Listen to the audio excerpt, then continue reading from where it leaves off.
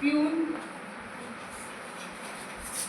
Helper, अजून other post आहे चपराशीच्या आपण त्यांना म्हणू शकतो. पिऊन म्हणजे ना कमी पगार नाही राहत, आज 20-30 हजार रुपये पगार आहे असं ना, आपण होतं पिऊन म्हणजे नाही कमी पगार आहे हे आहे असं नाही, कमी याच्यापासूनच आपण वर जातो. दुसरी पोस्ट असते 12वी, याच्यामध्ये तुमचं डाटा एंट्री ऑपरेटर. नंतर दुसरी पोस्ट आहे तुमची डाटा सायंटिस्ट. याच्यामध्ये LDC लोअर डिव्हिजन क्लर्क, बाबूच्या जागा आपण म्हणतो त्या ठिकाणी भरल्या जाते. आणि तिसरी असते या ठिकाणी जेवढं समजा तुम्ही म्हणा की क्लर्क साधे बाबूच्या टॅलिपिकच्या म्हटलं तरी चालते. आणि मग तिसरी जी पोस्ट आहे ती असते ग्रॅज्युएशन लेवल. ग्रॅज्युएशन म्हणजे BA फायनल म्हणा, BCom म्हणा जे आहे ते इथं टेट कोणतेही असू शकते, BCom, BSc किंवा BVOC म्हणून म्हणजे टेक्निकल याच्यामध्ये जर कोणी केला असेल तरी BE असेल इंजिनिअरिंगवाला कोणी भरेल, म्हणजे हे ग्रॅज्युएशन लेवल. याचा जो पेमेंट आहे हा मिनिमम तरी इथे तुम्हाला 30च्या जवळपास पकडा, याला तुम्ही 30-35च्या अबोव पकडा. ही तुम्हाला पहिली एक्झाम कोणती फेज 13. तर यामध्ये जर तुम्ही सपोज याच्यामध्ये एक्झाम दिले, जसं ग्रॅज्युएशनला जर एक आहे विद्यार्थी ग्रॅज्युएशनवाला आहे तो काय करेल 10वीसाठी MTS साठी म्हणजे पिऊनसाठी फॉर्म भरेल. ॲट अ टाईम 12वी पास आहे तो, ज्या की 10वी ग्रॅज्युएशन झालं तर 12वी पास राहणारच आहे ना, मग तो 12वीसाठी याही पोस्टसाठी फॉर्म भरेल. आणि ग्रॅज्युएशन आहे तर ती पोस्ट आहे म्हणजे तो एका वेळी 3 पोस्टसाठी फॉर्म फिलअप करू शकते. आता फॉर्म भरणे म्हणजे नोकरी लागणे हा विषय नाही आहे. फॉर्म भरणे म्हणजे काय करणे, आपण काय करतो रेल्वेच्या जागेचा फॉर्म भरतो, फॉरेस्टचा भरतो, पुष्कळ सारे फॉर्म आहे.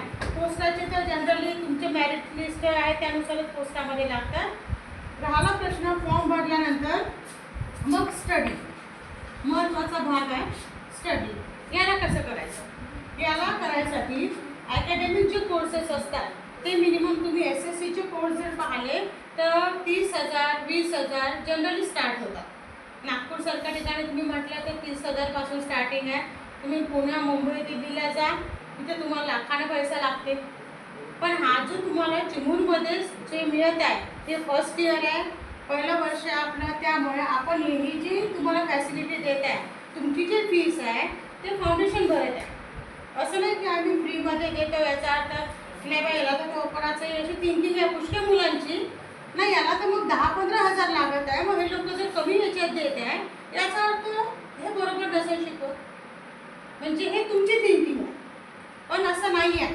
या ठिकाणी फर्स्ट इयर असल्यामुळं चिमूर जो तालुका आहे तुमचा किंवा इतरत्र जे आपण क्लासेस स्टार्टअप करणार आहे तिथल्या मुलांना हा जो SSC आहे तो माहीतच नाही आहे.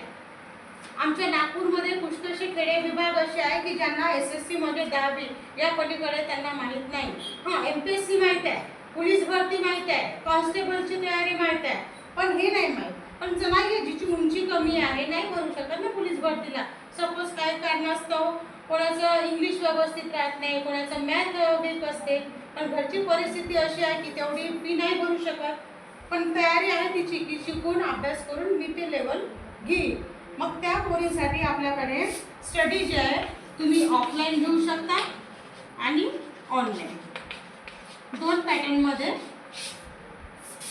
आपण देतो. आता ऑनलाईन याच्यामध्ये फरक हा आहे की तुम्हाला जर पेपर पॅटर्न पाहिजे असेल, आता पुष्कळ जण लायब्ररीमध्ये बसून स्टडी करतात की लायब्ररीतली पुस्तकं वाचली आम्ही तिथून एक्झाम देतो, पण नुसते पुस्तकं वाचल्याने क्लिअर होत नाही, तुम्हाला कट ऑफ काढावं लागते. कट ऑफ म्हणजे काय असते, कट ऑफ हा असा की तुम्ही कुठली जरी एक्झाम दिली, रेल्वेची दिली, पोलीसची दिली, की मी जे आता सांगितलं MTS द्या, CHSL वर मी नंतर येईल कारण पहिले आपण फेज 13 सुरुवात म्हणून मी ते घेत नाही, कन्फ्यूज होऊन जा. तर हा जो कट ऑफ आहे SC ST साठी जर आपण घेतला तर मिनिमम तो 170च्या जवळपास असतो. म्हणजे ही काही 12वीची 10वीची एक्झाम नाही आहे, 170 आहे म्हणजे 200 मार्काचा पेपर आहे, चला बाई एवढे पास केले म्हणजे झालं, क्वालिफाय करावं लागते. जर तिथे कट ऑफ एवढा आहे तर तुम्हाला 170च्या वर जेव्हा तुम्ही मार्क घ्याल तेव्हा तुम्ही समोरच्या स्टेजसाठी इंटरव्ह्यू आहे की प्रिलिम्स, आता याला प्रिलिम्स म्हटलं जाते जनरली, प्रिलिम्स.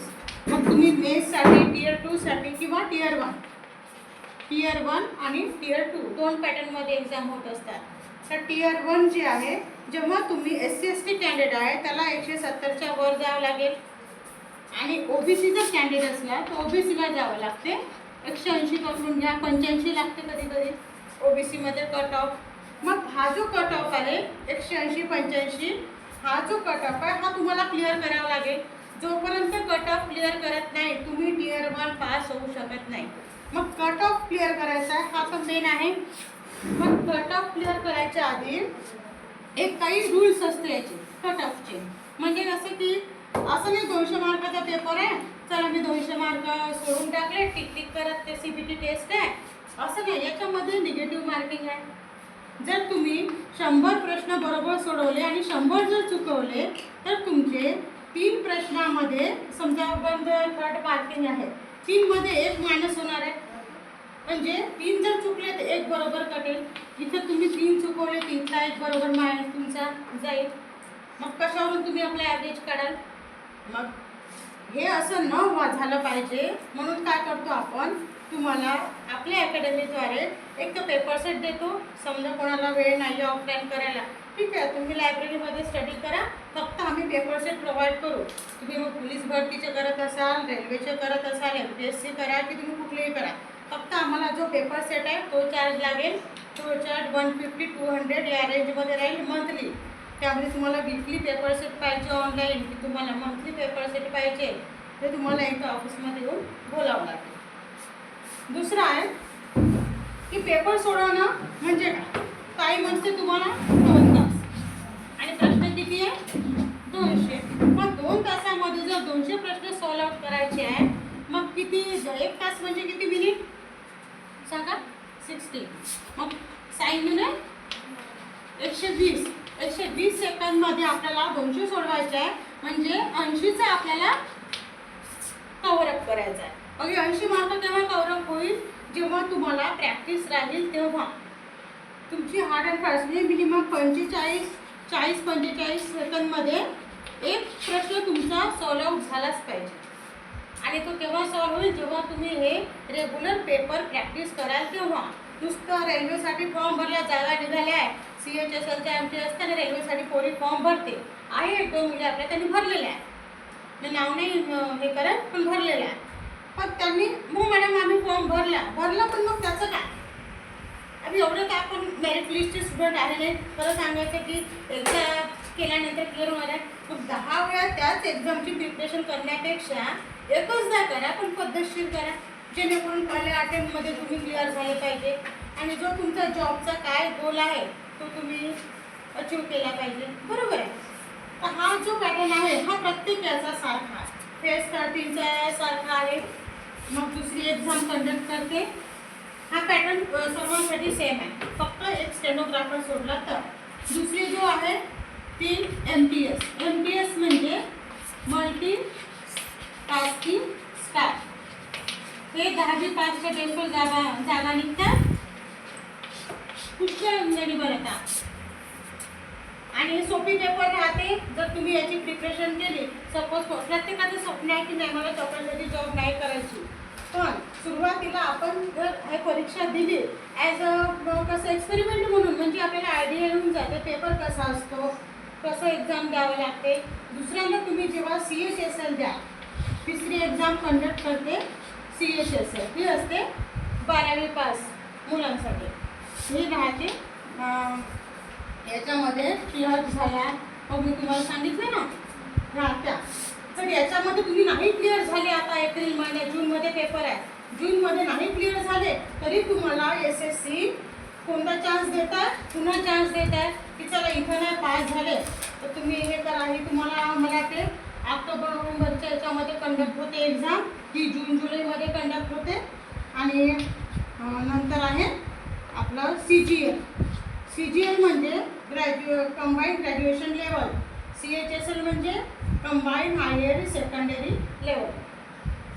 तर हा जो आहे CHSL याच्यामध्ये सुद्धा जो MPSCचा जो स्टुडंट आहे म्हणजे प्रिपरेशन करणारा त्या लेवलचा जॉब हे देतात. हे झालं. आता हे चारही जॉब असे आहे की सिलेबस सेम आहे. इंग्लिश, मराठी, तुम्हाला स्टॅटस के लागते आणि प्लस जी के लागते. जी के सोपीच आहे, वाचून तुम्हाला जेवढं रिडिंग राहील तुमचा ब्रेन किती लक्षात ठेवू शकते त्यावर डिपेंड आहे. General knowledge. मग राहिला प्रश्न आपला गणिताचा, गणित स्टॅटिस्टिक त्याला आपण म्हणतो. तिसरा प्रश्न आहे रिझनिंगचा. रिझनिंग कोणते जे आता आपण शिकलो ते. आणि मग आहे इंग्लिश. 50-50 मार्क चारही येतात. ठीक आहे. आता यामध्ये असे विद्यार्थी आहे की ज्यांना इंग्लिश जमत नाही, ज्यांना सायन्स जमत नाही आणि गणितही जमत नाही, तिन्ही सब्जेक्ट जमत नाही आहे. मग ते विद्यार्थी करते बाई हे सर्व जर आहे मला ते एकही जमत नाही आहे, मग मी कशाला हे एक्झाम देऊ. ठीक आहे. मग तसे जे विद्यार्थी आहेत त्यांच्यासाठी एक गोल्डन चान्स आहे आणि तुम्हाला जमत आहे तर तुम्ही ते करायला पाहिजे. एक लास्ट एक्झाम आहे जे सर्वात सोपी आहे, ती असते SSC स्टेनोग्राफर.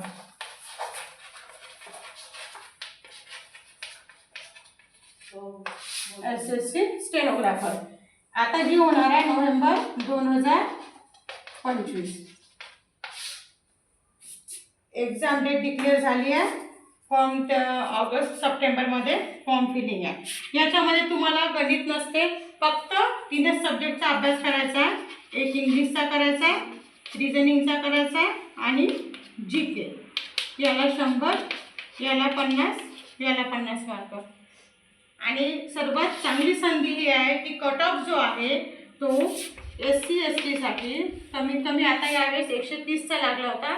जी एक्झाम झाली डिसेंबर 2024ला 10 तारखेला 10/11 होती. याचा 130 आणि 35 हो 130च्या वर कट ऑफ लागला, नाही तर मिनिमम 110च होता पहिले. आणि OBC साठी म्हणा त्या OBC साठी 140. मग बाकीचे एक्झाम आहे याच्या आधीचा तिथे तुम्हाला किती 170-180 कट ऑफ काढायचा होता. इथे मात्र किती आहे फक्त 130-140 आणि 3च विषयाचा अभ्यास आहे. हे जे आहे रिझनिंग आणि जी के तर वाचून करावं लागतं. आणि दुसरं आहे रिझनिंग, तिसरं आहे इंग्लिश. इंग्लिश जर वीक आहे तर त्याचे कमीत कमी त्या विद्यार्थ्याचे 100पैकी जोपर्यंत तो 95-90च्या जवळपास येत नाही तोपर्यंत आम्ही त्याची प्रिपरेशन करून घेतो. तो कितीही वीक असो, वाचता इंग्लिश नाही वाचता येत असेल तरी चालेल, तरी तसं कव्हरअप होते. फक्त समोरचा विद्यार्थी अभ्यास करणारा पाहिजे. जो अभ्यास केला त्याच्यासाठीच आम्ही टाईम देऊ, त्याच्यासाठी डोकं खर्च करू. नाही तर विनाकारण ज्यांना टाईमपास करणार आहे त्याच्यासाठी ना आपल्याजवळ वेळ आहे ना आपल्या अकॅडमीमध्ये जागा आहे. मग पैसे देऊन तो दुसऱ्या ठिकाणी आरामात करू शकते. कुठे याचा प्रश्न. मग ठीक आहे. एवढा हा एक्झाम आहे. स्टेनोग्राफर आहे ते मी नंतर तुम्हाला नेक्स्ट याच्यामध्ये समजून सांगेन.